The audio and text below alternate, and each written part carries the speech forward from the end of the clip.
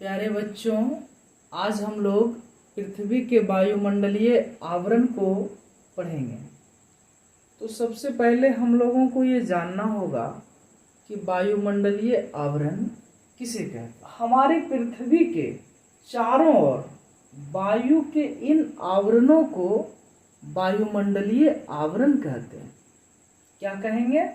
हमारे पृथ्वी के चारों ओर वायु के इन आवरणों को वायुमंडलीय आवरण कहेंगे। हमारे पृथ्वी के चारों ओर वायु का 5 आवरण है, 5 परत है।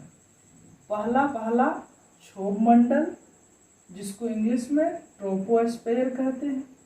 दूसरा समताप मंडल, जिसको इंग्लिश में स्ट्रेटोस्फीयर कहते हैं। और तीसरा मध्य मंडल, जिसको इंग्लिश में मेसोस्फीयर कहते हैं। और चौथा आयन मंडल, जिसको इंग्लिश में थर्मोस्फीयर कहते हैं या आयनोस्फीयर कहते हैं। और सबसे बाहर वाले 5वां वायुमंडल, जिसको एक्सोस्फीयर कहते हैं। यानी इन 5 परतों को याद करने के लिए हमने एक ट्रिक भी लाए हैं। छोड़ो सनम आया बाहर, छोड़ो से क्षोभ मंडल, स्व से समताप मंडल और मोह से मध्य मंडल, आया से आयन मंडल, बाहर से वायुमंडल। अब इन वायु के इन 5 परतों में कुछ गैसों का मिश्रण होता है, जिसको हम यहाँ देखेंगे। तो वायु के इन 5 परतों में विभिन्न गैसों का मिश्रण होता है, जिसको हम यहाँ देखेंगे।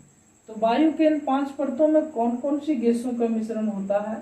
तो सबसे पहले हमारा गैस है नाइट्रोजन।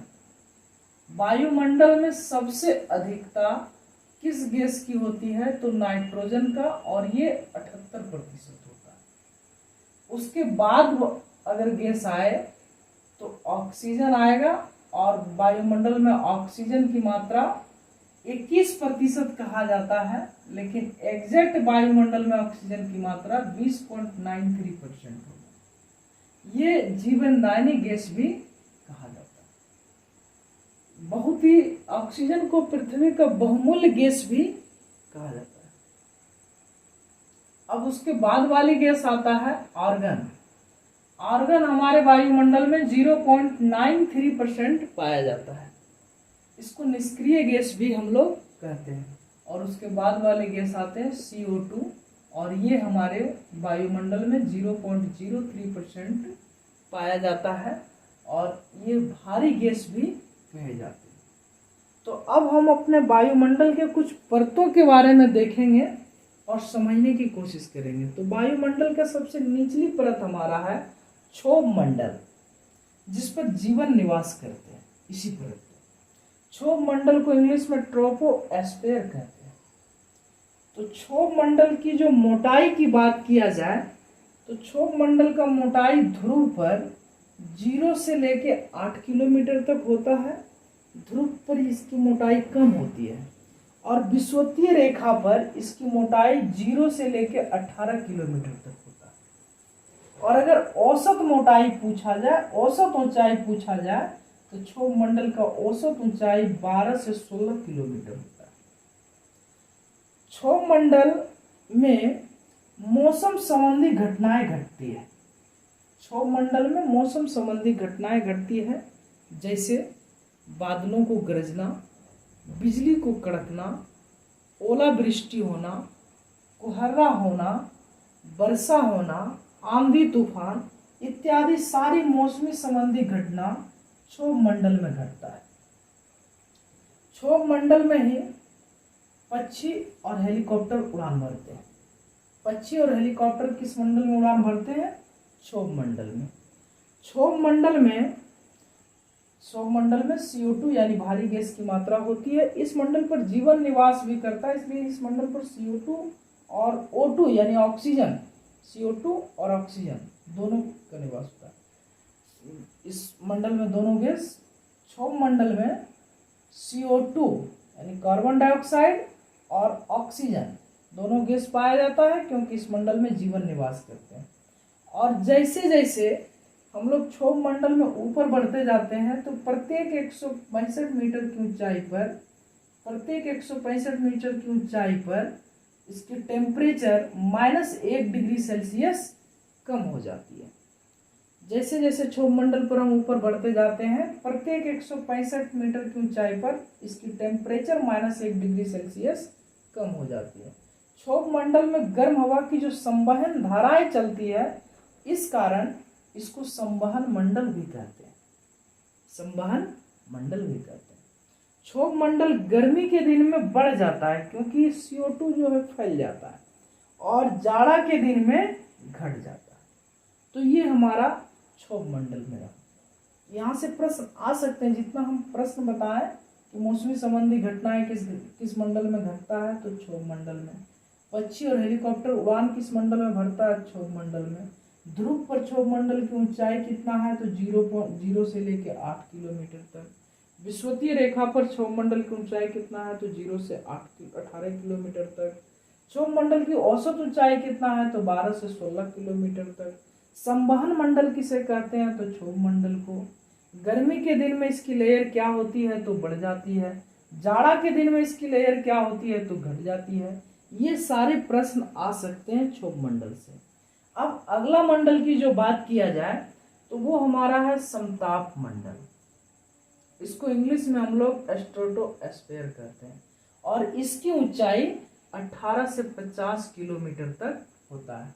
समताप मंडल में मौसम संबंधी घटनाएं नहीं घटती है।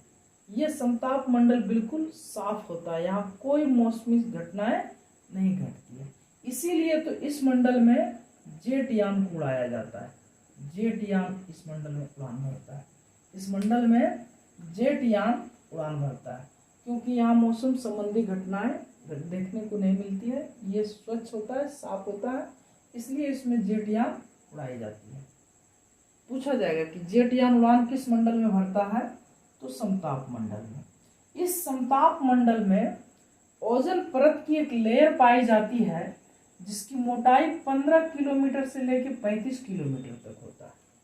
ये ओजोन परत ऑक्सीजन के 3 परमाणुओं से बने होते हैं। पूछा जाएगा कि ओजोन परत किस मंडल में होते हैं, तो समताप मंडल में। इसकी मोटाई, ओजोन परत की मोटाई कितनी होती है, तो 15 से लेकर 35 किलोमीटर तक। ओजोन परत ऑक्सीजन के कितने परमाणु से बने हैं, तो 3 परमाणु से बने हैं। ओजोन परत सूर्य से आने वाली हानिकारक परावैंगनिक किरणों से हम लोगों को रक्षा करता है। सूर्य से आने वाले हानिकारक परावैंगनिक किरणों से हमको बचाता है। यानी सूर्य से जो अल्ट्रावायलेट किरण आता है उनको ओजोन परत सोख लेते हैं और पृथ्वी पर स्वच्छ किरण आने देते हैं। अब जानना जरूरी है कि ओजोन परत का क्षय, हम लोग घरों में जो रेफ्रिजरेटर यूज करते हैं, जो हम लोग इत्र वगैरह यूज करते हैं या थोक के रूप में जो इत्र यूज करते हैं, उसमें से क्लोरोफ्लोरोकार्बन निकलती है। इन क्लोरोफ्लोरोकार्बन के कारण क्षोभ मंडल को क्षय होने का भय है। इन क्लोरोफ्लोरोकार्बन पर अगर नियंत्रण ना किया जाए तो ओजोन परत क्षय हो सकता है, जिसके कारण अल्ट्रावायलेट किरण सीधे पृथ्वी पर आ जाएंगे और हम लोग को त्वचा कैंसर होने की संभावना बढ़ सकती है। इसलिए हम लोग क्लोरोफ्लोरोकार्बन का उपयोग कम से कम करें। अब अगला मंडल की बात किया जाए तो वो है मध्य मंडल। मध्य मंडल को हम लोग मेसोस्फीयर भी कहते हैं। इसकी लेयर की ऊंचाई, इसकी लेयर की मोटाई 50 किलोमीटर से लेके 80 किलोमीटर तक होता है। मध्य मंडल की जो टेम्परेचर है वो -100 डिग्री सेल्सियस तक चला जाता है घट करके। मध्य मंडल का जो टेम्परेचर है वो -100 डिग्री सेल्सियस तक घट करके चला जाता है। बहुत ही यहाँ बर्फ बन जाता है, टेम्परेचर इतना नीचे चला जाता है, डाउन चला जाता है। मध्य मंडल में उल्का संबंधी घटनाएं देखने को मिलती है। उल्का पिंड जो गिरता है वो मध्य मंडल तक आकर के खत्म हो जाती है, क्योंकि यहाँ माइनस में टेम्परेचर रहता है, यहाँ आते आते उल्का पिंड खत्म हो जाता है। जो टूटता हुआ तारा हम लोग कभी कभी रात में गिरते हुए देखते हैं, वो मध्य मंडल तक आते आते खत्म हो जाता है। उल्का पिंड जैसी घटना एग्जाम में पूछ लिया जाएगा कि उल्का पिंड जैसी घटनाएं किस मंडल में घटती है, तो मध्य मंडल में। मध्य मंडल का टेम्परेचर कितना होता है, तो -100 डिग्री सेल्सियस। मध्य मंडल की लेयर की मोटाई कितना है, तो 50 किलोमीटर से 80 किलोमीटर तक। अब इसके बाद वाली जो हम लोग परत की बात कर रहे हैं, तो वो है हमारा आयन मंडल। आयन मंडल को हम लोग आयनोस्फीयर भी कहते हैं या थर्मोस्फीयर भी कहते हैं। आयन मंडल में रेडियो तरंगें परावर्तित होती है। आयन मंडल में रेडियो तरंगें परावर्तित होती है, जिसके कारण ही हम लोग घरों में रेडियो, टेलीविज़न, टीवी या इत्यादि चीज़ों का संचारित हो पाता है। आयन मंडल में रेडियो तरंगें परावर्तित होती है, जिसके कारण हम लोग के घरों में रेडियो, टेलीविज़न, टीवी या और चीज़ें संचारित हो पाती है। आयन मंडल में ही ISS इंटरनेशनल स्पेस स्टेशन है, जो 400 किलोमीटर की दूरी पर है। आयन मंडल में एक छोटी सी रेखा है, जिसको हम लोग कार्बन रेखा कहते हैं। इस कार्बन रेखा का जब हम लोग ऊपर जाने लगते हैं, तो यहीं से अंतरिक्ष आरंभ हो जाता है। तो चलिए, अब अगला मंडल हमारा है वायुमंडल, जिसको एक्सोस्फीयर कहते हैं। और ये 640 किलोमीटर से ऊपर जितना अनंत तक दिखता है, पूरा वायुमंडल ही है। वायुमंडल में जब हम हाई रेंज की सैटेलाइट छोड़ते हैं, तो ये आयन मंडल को क्रॉस कर जाता है और वायुमंडल में घुस जाता है। तो चलिए प्यारे बच्चों, आज हमारी क्लास यहीं तक हुआ।